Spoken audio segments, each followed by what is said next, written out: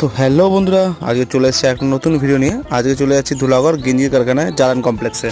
আজকে আকাশের অবস্থাটা মোটেও ভালো দেখাচ্ছিল না, মনে হচ্ছিল ঝড় উঠবে। তার আগে একটু গুড়ি গুড়ি বৃষ্টি হচ্ছিল, গাড়িতে তেল ছিল না, তাই জালান কমপ্লেক্সে ঢোকার আগে গাড়িতে তেল ভরে নিলাম।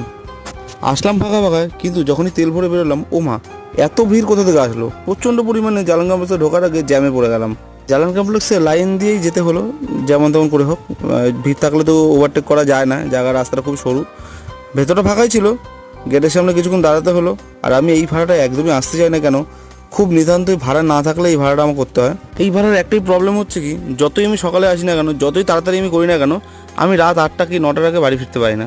খুব তাড়াতাড়ি হলো বাড়ি ফিরতে ফিরতে 8টা। কিন্তু তোমরা দেখতেই পেয়েছো যে আমি গাড়ি ঢুকেছিলাম যেই সময়, আর গাড়ি ছাড়ছি কটার সময়। গাড়ি ছাড়তে প্রায় 9টা বেজে গেছিলো। আমার গাড়ির ভাড়ার মধ্যে সবথেকে বড়, সবথেকে লেজি ট্রিপ হচ্ছে এই ট্রিপটাই। গাড়ি ফাঁকা করতে করতে আমার 10:30 বেজে গেছিলো। এরকম ভিডিও পেতে গেলে অবশ্যই ফলো করো।